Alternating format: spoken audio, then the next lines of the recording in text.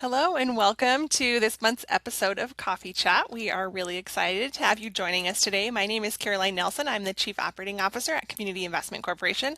I'm joined by my colleague Brandi. Hi, I'm Brandi Szymanzi. I'm the Role Lending Manager with CIC. Brandi, thank you so much for joining me for version 2 of today's Coffee Chat. Round two, I love it. In case you happened to catch the live version earlier and you're wondering, this doesn't sound like what I heard this morning, that is correct. It is not. This is our first time using this software and trying this new format, and it didn't quite go exactly as we were hoping. So we are recording a second time. Technology is fun. There's always a learning curve. So today's topic was submitted by a listener and is how to obtain business funding without using personal credit. This question to me can be interpreted in two different ways, and I'm not sure what the intent of the listener was. And so one option is how to obtain a business loan without someone checking my credit or without having to sign a personal guarantee. Or the other interpretation could be how do I obtain a loan for my business without taking out a personal loan? And those are actually both great options to explore. So we're going to do that. We're going to dive into each of them. So let's take the first question and break that down. Brandi, why do lenders pull personal credit when processing a loan application, right? Like if I'm applying for a loan for my business, why do I, the business owner, need to be included? Like my business is a separate entity. Yeah, essentially, when lenders are looking at business, they can't separate you from your business. You are your business. So when they are looking at your credit, they are looking to see how you've dealt with debt in the past. They are looking to see if all your payments are current. They are looking to see what kind of balances you're carrying. They want to make sure that you can afford to take on a loan payment. Many traditional banks also have minimum credit scores that you're going to need to meet to be qualified for a loan. Alternative lenders like CIC, on the other hand, don't have any requirements on scores. We really are just looking at the history. We get that life happens, emergencies come up, medical bills happen, but what have you done since that incident to get back on track? What is a personal guarantee? Generally, when I'm explaining a personal guarantee to people, I let them know that it states essentially that they are personally liable for that loan. They're on the hook for it too, not just their business. Something I like to share, or I think is helpful to share too, is a spouse often will need to sign a personal guarantee. And this may come as a surprise to any business owner taking out a loan if their spouse is not involved in the business.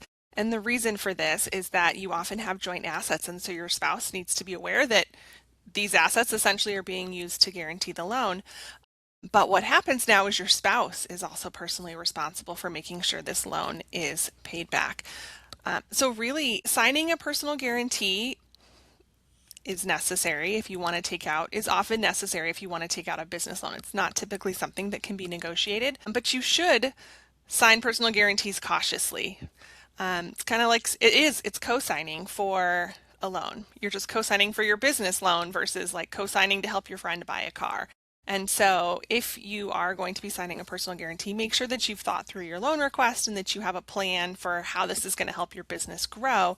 Because ultimately, if the business does not perform as you expect, you personally are responsible. And so this debt doesn't just go away, it continues with you in your personal repayment history. So if we look at the other interpretation of this question, how do you take out a business loan without using personal debt? Many businesses start out using personal debt because they're not eligible for business loans. This could be because the business is new or it's not yet profitable. I mean, this often looks like someone maybe using their personal credit cards or taking out a personal loan. And the reason for this is when your business is new or if your business isn't profitable yet, meaning you are spending more money than you're making, there is not some information for a lender to make a decision on. And so this is why your personal debt comes into play, because they're looking at your history, like your other income or your other household income, and that is what is being used to make that decision.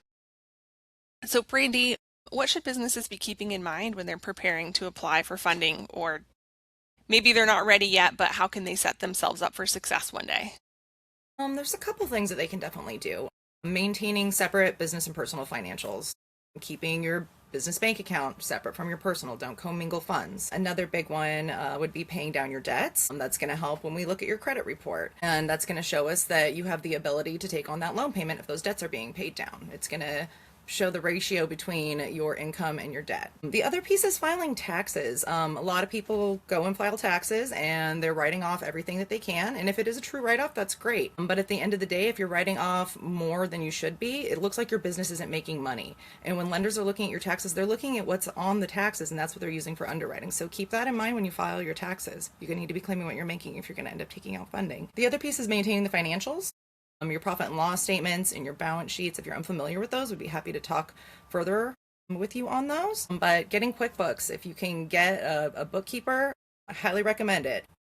Yeah, I appreciate that you brought up business financials. So in our episode last month, we took a deep dive into funding options and how to determine when you're ready to apply for a loan. So if you didn't catch the episode last month, definitely check it out. We'll put a link to it in the show notes. But I mentioned the word business financials, and someone later asked me what exactly that meant. In the industry, probably in any industry, we throw around these like jargony words, assuming everyone knows what they are. And I learned last week that business financials, that not everyone understands what that is. It's how we track our business money, what we're making and what we're spending. And all businesses use different words to do that. And so in the industry, you will hear people say profit and loss statement. So a profit and loss statement tells us how much money we make over a given period and how much we spend over a given period. And at the end of the day, is our business profitable or are we losing money? Our balance sheet tells us at a given moment in time what we own. So like how much cash do we have? What assets do we own, right? Vehicles, inventory, things like that.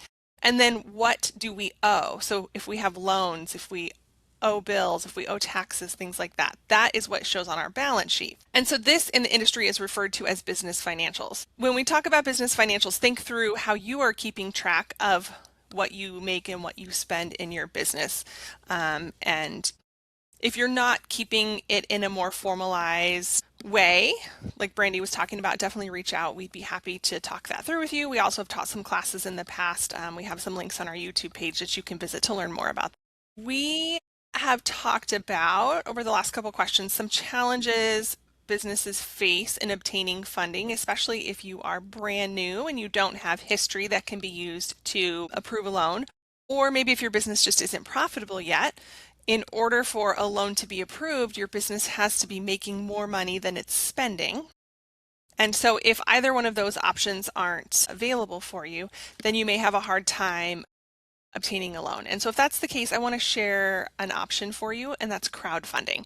So crowdfunding is a way to collect money from a large number of people, oftentimes like through small amounts, but collectively we come together and fund a loan.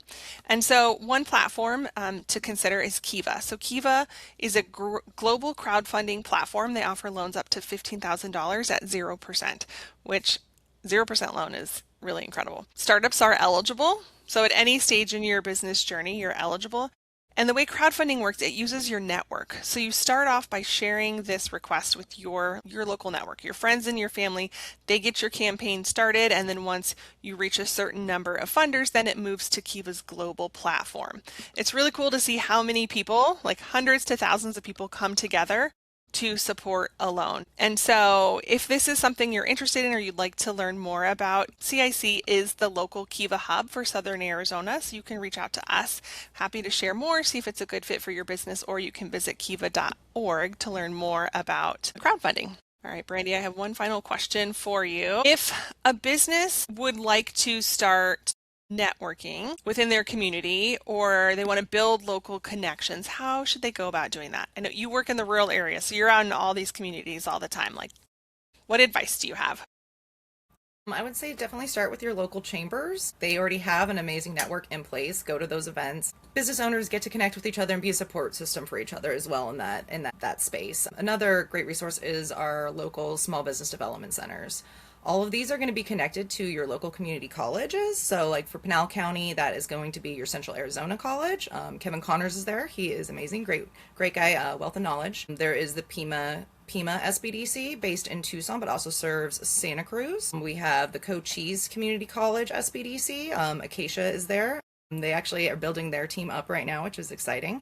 And then we have Eastern Arizona College that serves Graham and Greenlee. And they are actually all launching their Dream Builder program, which is an amazing free resource for entrepreneurs that are just starting or still looking to grow and scale their business. It's in person and online. I think it's generally like six to 13 weeks. I think it varies from location, but definitely worth looking into if you're looking for resources.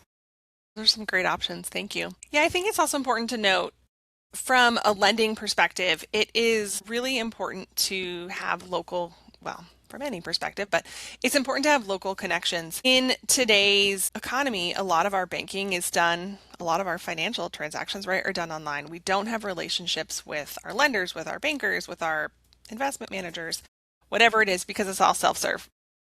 And while that makes our life easy, um, it is really hard to build a relationship with someone. And so in years past, you had to go into your bank and you got to know everyone who worked at the branch and they got to know you. And so you built that relationship. And when it comes to obtaining funding for your business, when you're applying for a loan, especially when you don't have that track record behind you, there's more risk involved. And if the company doesn't know you, they may not be as willing to take that risk. And so we'd encourage you to look within your local community and find out what credit unions you have, what local banks you have, what local lenders you have, and reach out to them and start building connections. It requires a little more intentionality, but maybe open a bank account with your local credit union, start meeting them, and then growing from there. We are finding some of the local institutions do have products specifically for their customers because of that relationship. And these might not be products that you would be eligible for if you were just walking in on the street. So definitely put some thought into that and try to get to know those in your community who can also support you. All right, I think that answers our question for today. Brandi, is there anything else on your mind that you'd like to share?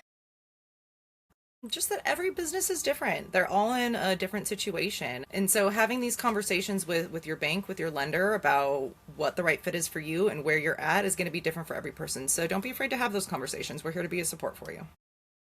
That's a really great point. All right, well, that concludes today's coffee chat. Thank you so much for joining us. Brandi, thank you for recording with me twice today. Also, shout out to our producer, Tina. If there is a topic that you would like to know more about, please let us know. We have a link in the show notes for a form you can submit if there's something you want to know more about. We're happy to cover it in a future episode. We are also, as Brandi said, here to be a resource for you, so please do not hesitate to reach out. Happy to have a conversation about your business, what your needs are. We can provide you with community resources or help you with anything you need. All right, thank you for joining us today, and we'll see you next month.